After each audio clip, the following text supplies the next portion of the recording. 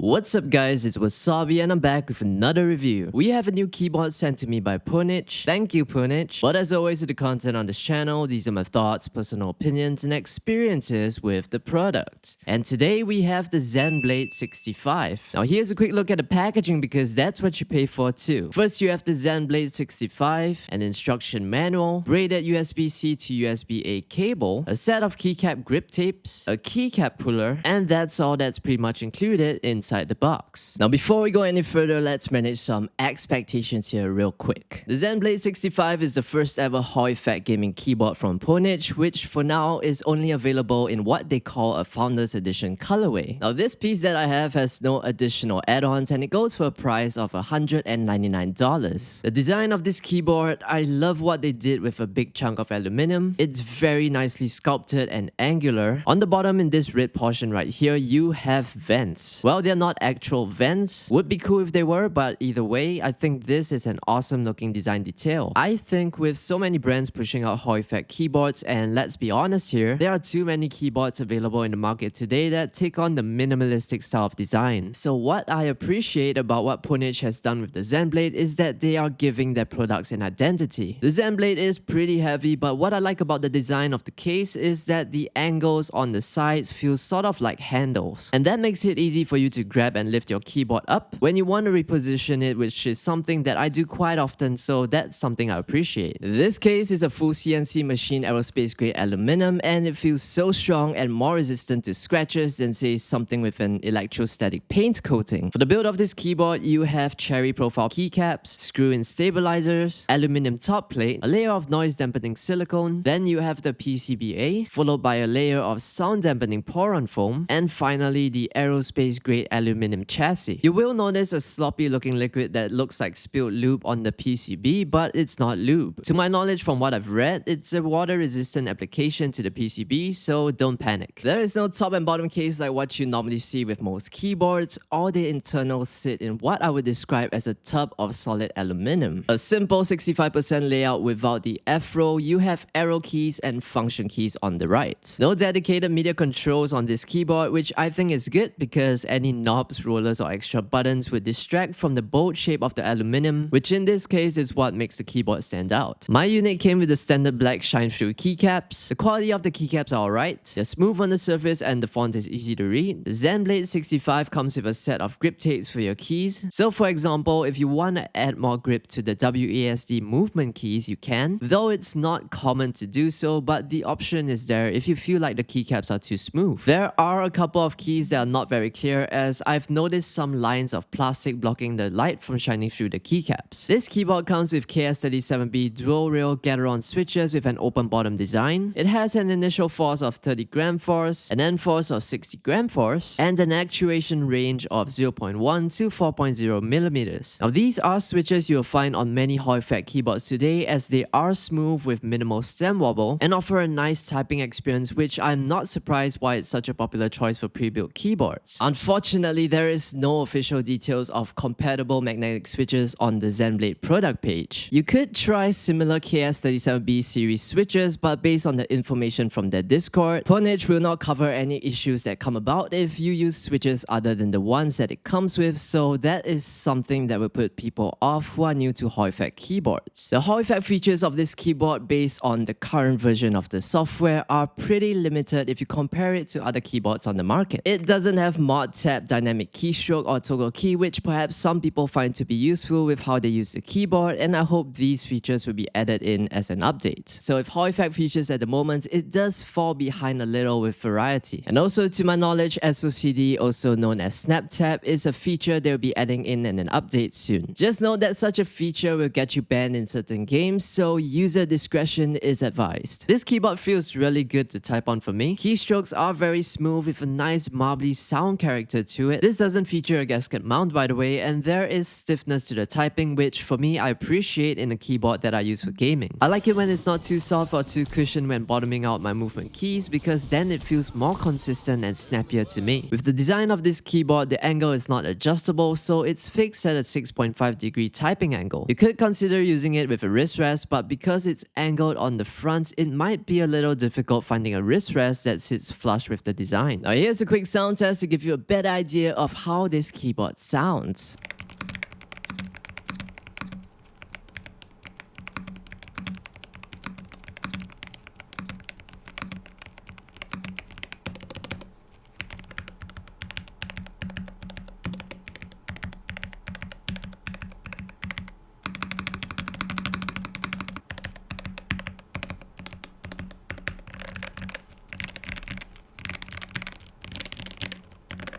For the RGBs, you have 5 color adjustable lighting effects and 11 lighting animation effects to choose from. The RGBs do look good here and are very bright, but nothing too glaring on the eyes. They are on the softer side. Connectivity wise, it has 1000Hz wired polling rate, and according to them, the ZenBlade 65 is faster than the 60HE based on raw key press latency. Ooh. I don't have the tools to confirm that information, but based on my experience using the ZenBlade, I honestly don't feel there's a difference, which honestly speaking is a good thing. The cable that it comes with isn't anything special, it's just a basic black USB-C to USB-A cable, and it's too short for my previous setup, so you will notice some footage of this keyboard with the original Wooting 60HE cable. Something to note is that the port design where you plug in the cable doesn't allow for cables with larger connected designs. I tried using this with my Wooting cable set and it just wouldn't fit in. But the ZenBlade 65, you will use their new web-based software. Here you can set your lighting effects and pick a color of your choice if you prefer. In the actuation page, that's where you will set your actuation points and rapid trigger. What I find to be neat is that everything is colored, so it's very easy to visually identify which keys have different custom settings. This system is very simple to use. Left click to apply settings and right click to delete. Pre-threshold is the actuation point and release threshold is the rapid trigger sensitivity, and I'm not sure why they named it this way. But anyway, here you can see I have my movement keys actuation